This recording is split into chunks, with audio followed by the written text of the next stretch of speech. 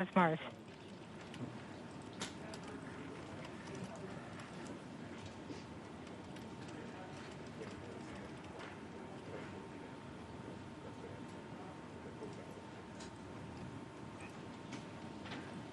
Entry. We have confirmation of entry interface.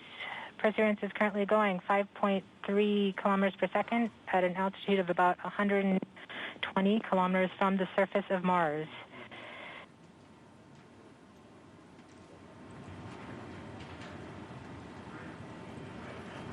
The spacecraft is now waiting until it begins feeling the atmosphere of Mars slow it down. Once there is enough atmosphere, it will start controlling its path to the landing target.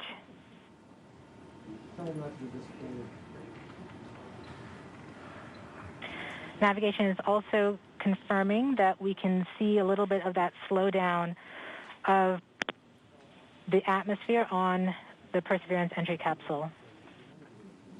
Our current velocity is about 5.36 kilometers per second and an altitude of about 67 kilometers from the surface. We are probably seeing MRO plasma blackout at this point.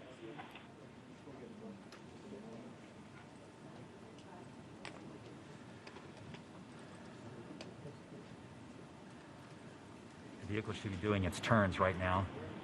MRO has lost lock. Perseverance.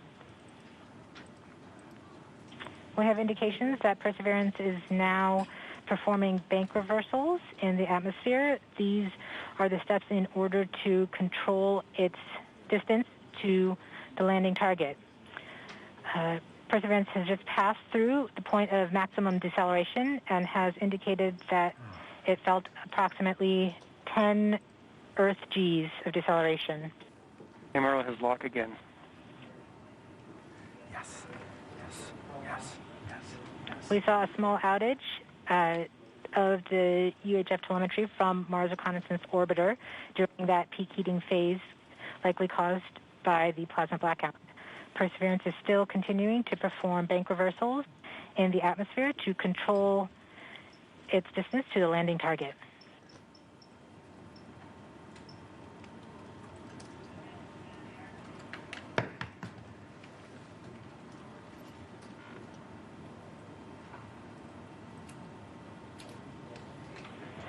Perseverance is going about 1 kilometers per second at an altitude of about 16 kilometers from the surface of Mars.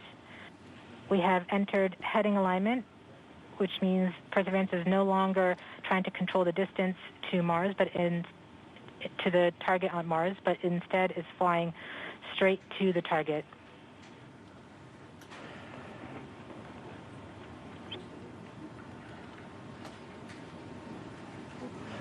Parachute.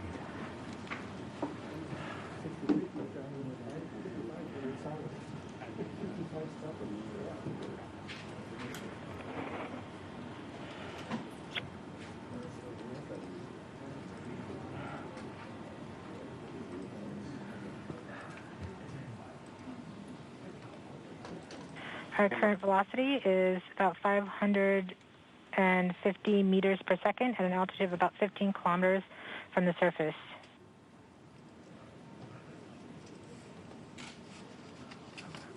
MRO is reporting good telemetry lock. We are coming upon the straighten up. We are starting the straighten up and fly right maneuver, where the spacecraft will jettison the entry balance masses in preparation for parachute deploy and to roll over to give the radar a better look at the ground. Yes, yes, yes. The navigation has confirmed that the parachute has deployed, and we are seeing significant deceleration in the velocity. Our current velocity is 440 meters per second at an altitude of about 12 kilometers from the surface of Mars.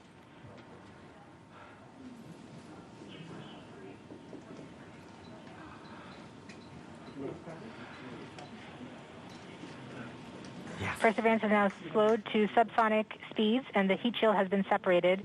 This allows both the radar and the cameras to get their first look at the surface. Current velocity is 145 meters per second at an altitude of about 9.5 kilometers above the surface.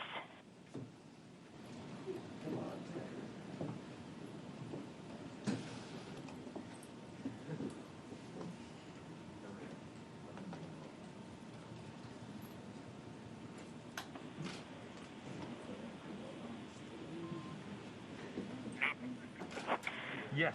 Yes. Yes. Perseverance now has radar lock on the ground. Current velocity is about 100 meters per second, 6.6 kilometers of the surface of Mars. Perseverance is continuing to descend on the parachute. We are coming up on the initialization of terrain relative navigation and subsequently the priming of the landing engines. Our current velocity is about 90 meters per second at an altitude of 4.2 kilometers. Almost there. We have confirmation that the lander vision system has produced a valid solution and part of terrain relative navigation. Yes. We have priming of the landing engines.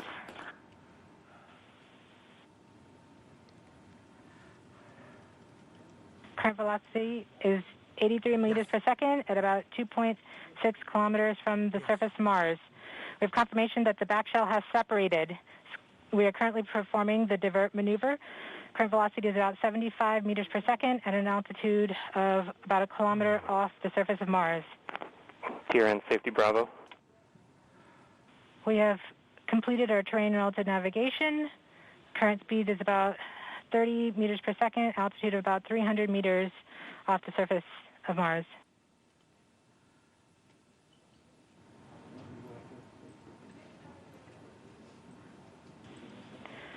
We have started our constant velocity accordion, which means we are conducting the sky crane, about to conduct the sky crane maneuver.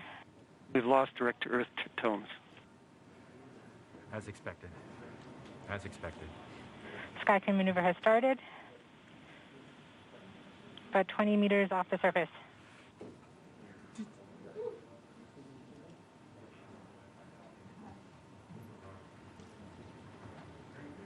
We're getting signals from MRO.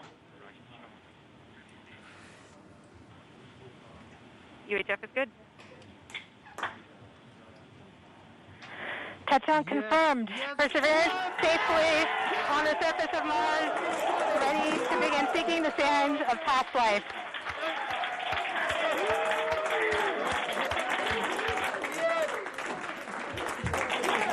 At this point, the descent stage has flown away to a safe distance. Perseverance is continuing to transmit direct through Mars Reconnaissance Orbiter to Earth.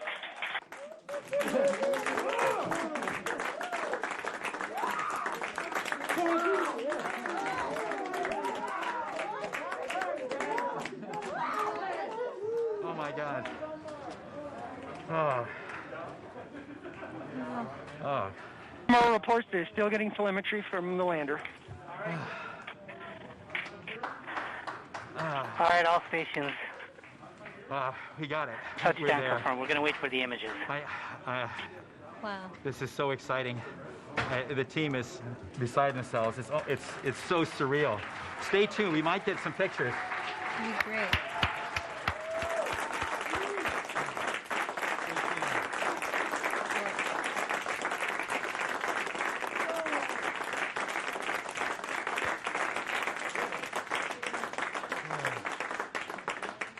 So much has been riding on this. Yeah, we just heard the news that Perseverance is alive on the surface of Mars.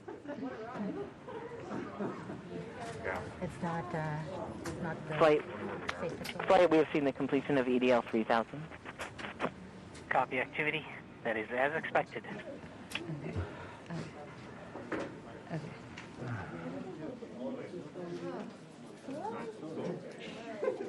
MRO is still seeing a strong signal from the lander.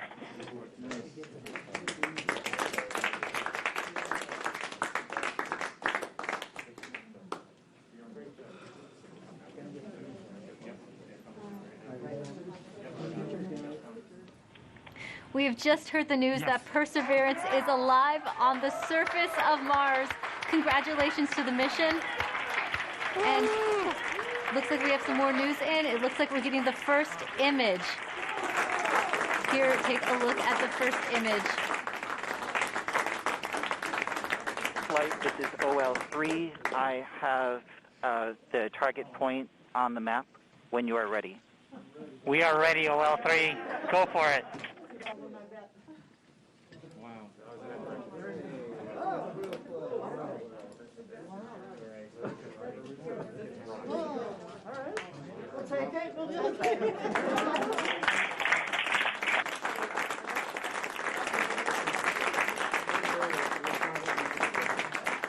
Flight, I'll be moving in, showing you the safe zone that we've landed in.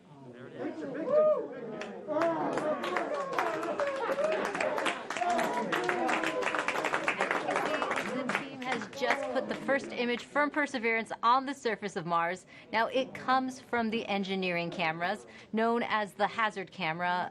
This camera is mainly used to help the rover drive safely around Mars, and we will get higher resolution photos later in the day.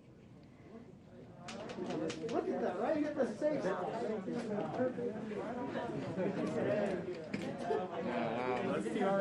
Nice. This is amazing. Here's Andrew.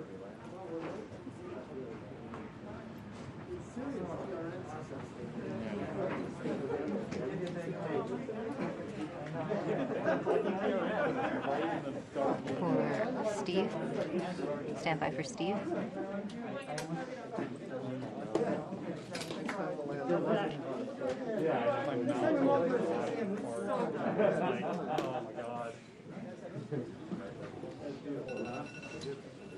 You did it.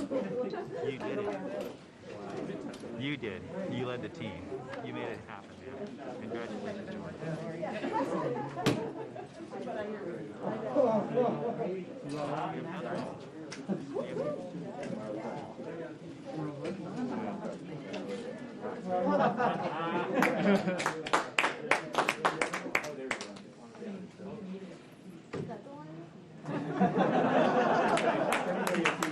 We just got our second image in. Our second image is in. Okay, these we have a camera in the front and rear of the spacecraft. They're near the ground, so these are pretty close. So you can see the wheels there, and they're a little dirty because we've got glass covers over these cameras. But we took these seconds after landing, so there's still dust in the air from our landing event. So this is happening. This happened just seconds ago. Just arrived, and this is really amazing. And we even know where we landed. This is the most amazing thing. The vehicle has told us where it's landed because it figured it out. This is a sign. NASA works. NASA works. And when we put our arms together and our hands together and our brains together, we can succeed. This is what NASA does. This is what we can do as a country. On all of the problems we have, we need to work together to do these kinds of things and make success happen.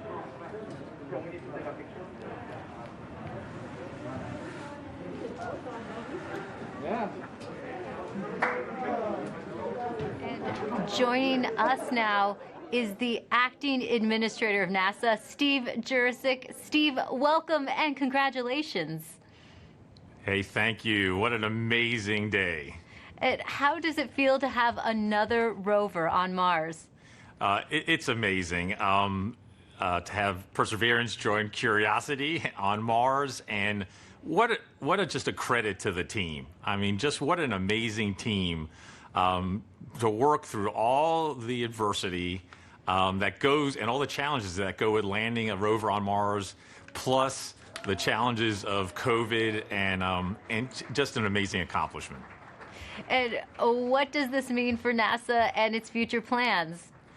So for robotic exploration, every time we execute a mission with new instruments, we discover new things and things we never thought we would discover. So that always informs our future robotic missions, both landers, rovers, and orbiters. This mission also has technology on it. One of the cool things is the Ingenuity helicopter. It's an experiment on this mission, but if it's successful, we can use it as an science observation platform by putting instruments on it, and also use it as a scout for future rover missions, and then just the entry, descent, and landing capability. It'll allow us to land more larger, more ambitious robots on the surface of Mars. And then for human exploration, we have the MEDLI, Mars Entry, and Landing Instrumentation, which is going to give us EDL information. We have the Mars Environmental Dynamics Analyzer.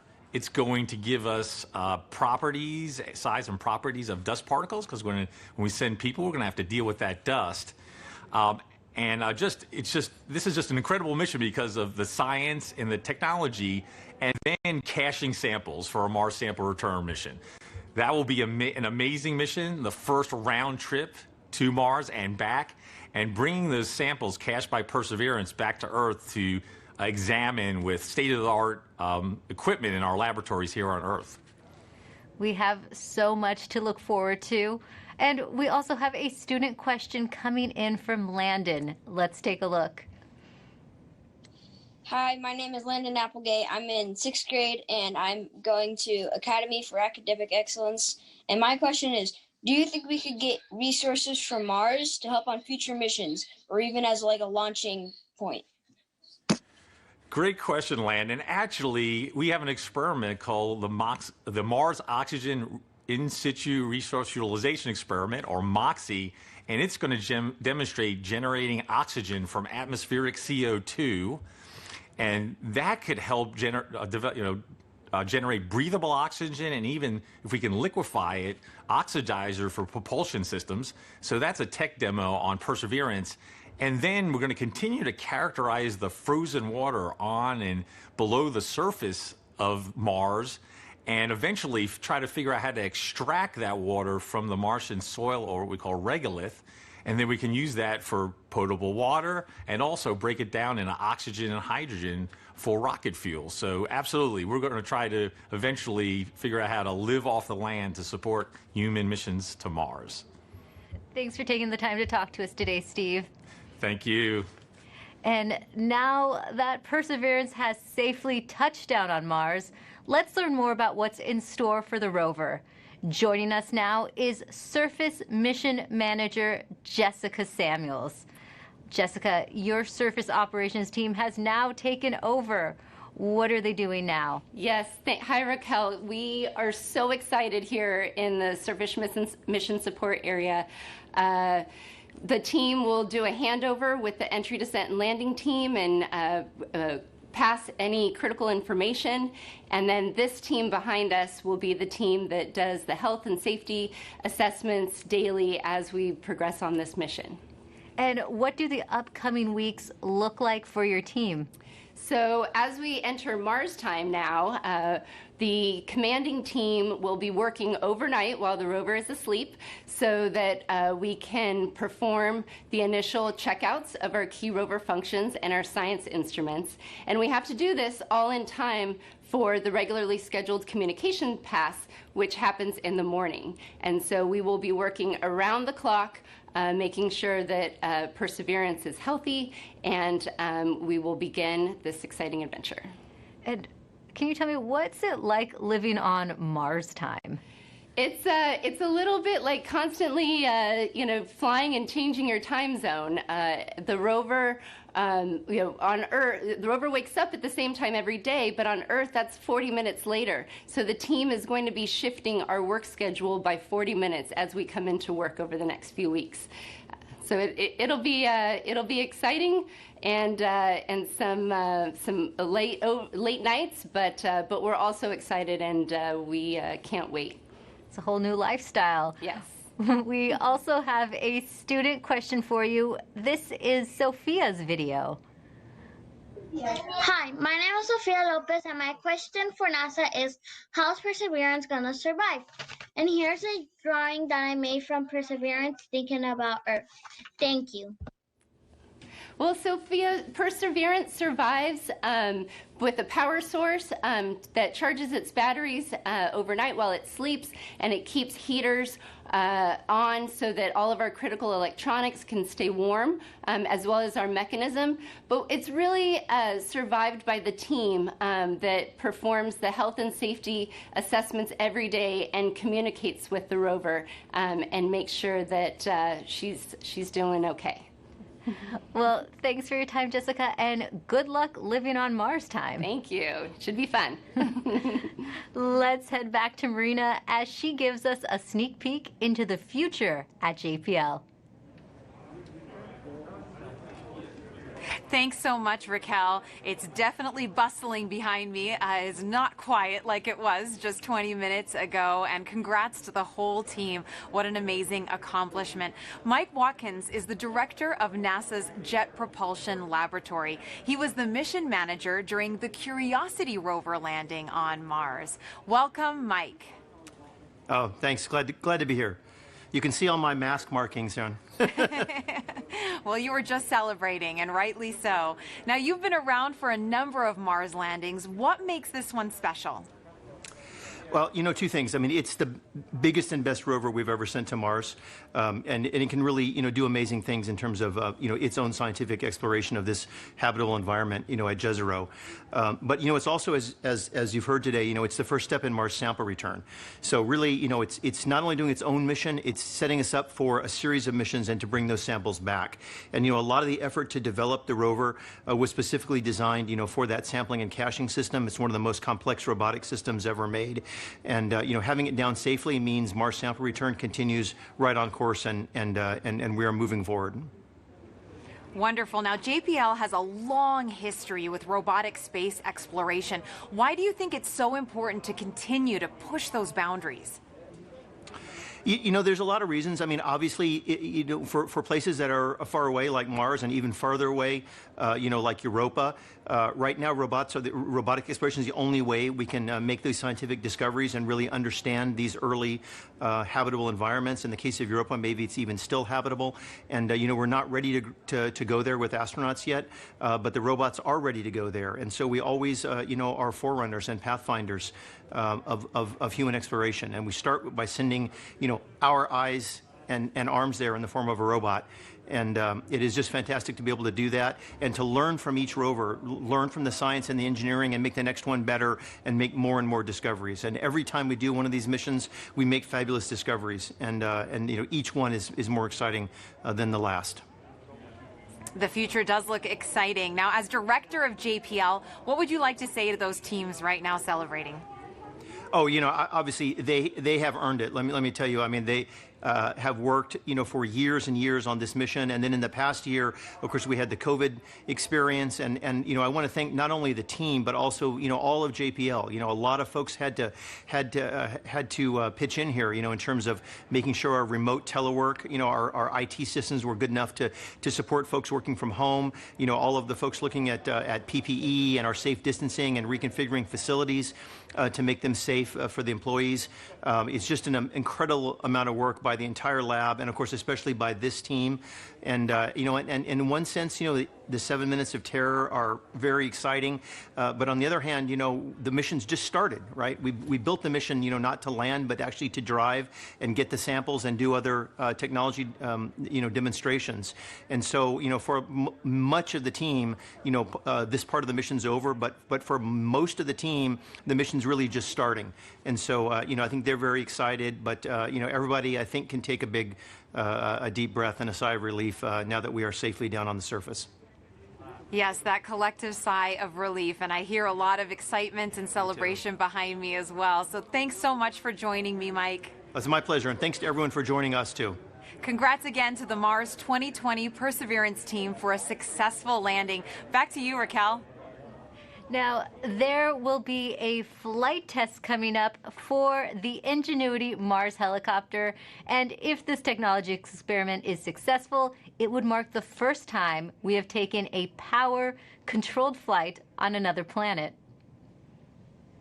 Sometimes you have to do something just to show that you can do it. When the Wright brothers flew for the first time, they flew an experimental aircraft. And in the same way, the Mars helicopter is designed to show that we can fly powered helicopter flight in the Martian atmosphere.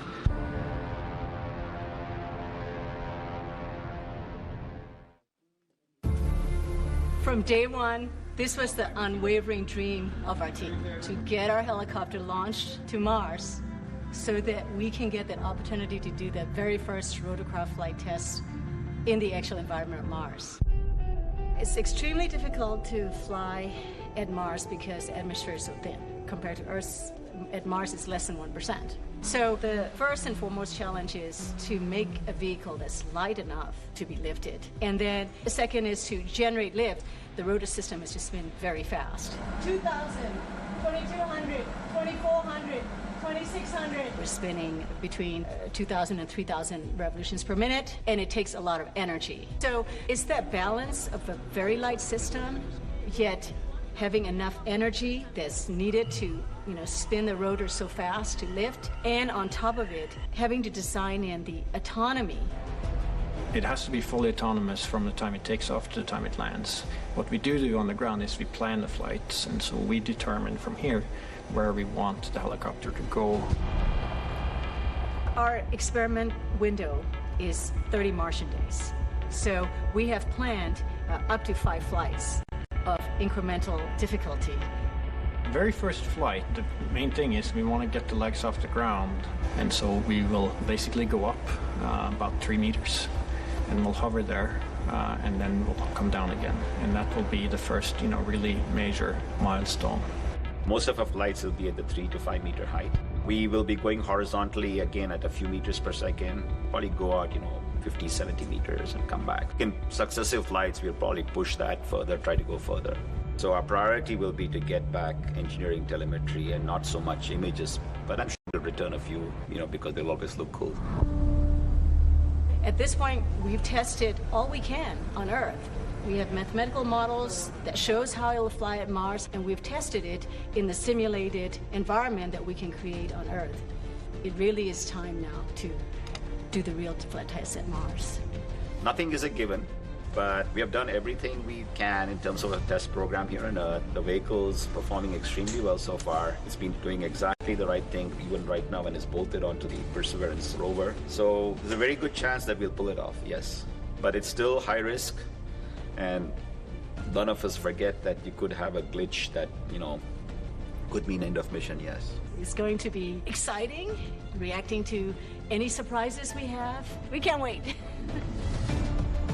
What's really most important is everything we're learning here is for the future rotorcraft systems that we want to introduce into space exploration. Mimi Ong is the project manager for Ingenuity. She joins us now as they await a chance to check out their helicopter in the coming days. Welcome, Mimi. Thank you, Marina. Oh my goodness, we've been talking about this for months, Mimi. Did you ever think you'd be here at this point? I mean, what's going on in your head right now? This is super exciting. We have been working on Mars helicopter for over 6 years, testing and carefully designing it for operation at Mars. So what's going through my mind? Ingenuity Mars helicopter is finally at the destination that it is designed for. Now that Ingenuity is on Mars, what is the timeline you hope to accomplish as you move forward? We have a series of major milestones between now and Ingenuity's first flight. So tomorrow we'll turn on the helicopter and its base station to confirm health after experiencing the dynamics through the EDL just now. And the next major milestone will be when the rover deploys the helicopter to the surface. And that marks the first moment that Ingenuity operates on its own in a standalone manner. And surviving that first cold, frigid night of Mars will be a major milestone. We'll execute a series of checkouts, and then we will perform that very important first flight. And if the first flight is successful, we have up to 4 more flights in the 30 Martian days that we have set aside for our flight experiments. And that's when you finally can breathe, right, Mimi? Yes. Now, why is it so important to have that aerial dimension to space exploration? A helicopter flying far ahead of rovers and astronauts in the future can provide high-definition reconnaissance information for the rovers and the astronauts before they take the long journeys. And as importantly, being able to fly will enable us to get to places that we cannot get to with rovers and astronauts, like sites of steep cliffs, deep inside crevices, areas of high scientific interest. It will be game-changing. Game-changing is right, and we've talked about this a lot. You've mentioned the risk is huge, Mimi, but the reward is high. What will be your greatest reward? You know, our team started with the question of whether a helicopter can fly at Mars, given the extremely thin environment. And we systematically demonstrated a series of technical steps. We demonstrated lift first, and then we demonstrated lift and the first ever powered control rotorcraft flight in simulated Mars atmospheric density.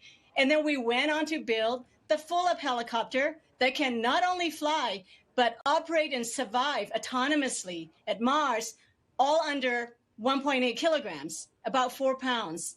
And each of these major milestones have been a first.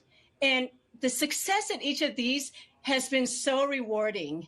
And along the way, the rewards just kept coming. And I have to tell you, at this moment, it's going up exponentially. So after all these tests, analysis, simulations, and more tests on Earth, our team now gets the chance to test, prove, and learn how it works in the actual environment of Mars. Our team can't ask for a bigger reward than that. Oh, Mimi, I'm so happy for you and your team. And now we're going to take a question from social media on Instagram for you. At Not Vibhuti asks, is the helicopter going to be doing science? Well, the helicopter Ingenuity is a technology demonstration, and we are demonstrating the ability to fly and learning how to fly for the very, very first time. And so this is a technology demonstration and a pathfinder for future larger rotorcraft, future missions that will carry much larger instruments. So on this mission, we're not doing any science. We're concentrating on engineering data. How did the vehicle perform? And as you saw Bob Belram in the video before, we will be taking a few first ever color pictures from the flying aerial vantage point, but they'll be icing on the cake. For this one, this is all about engineering data and how do we fly compared to all our tests we have done on Earth. Mimi, so much for your team and the future generations of scientists and engineers to look forward to. Thank you. Thank you so Great much day. for joining us, Mimi, and good luck to your team with that first test flight. Thank you so much. Now, we look forward to the Perseverance rover and Ingenuity helicopter beginning their journeys on Mars as their adventures are just about to start. Go Perseverance and go Ingenuity. Back to you, Raquel. Thanks, Marina. Landing on Mars is never easy, but this team has persevered, and NASA's fifth rover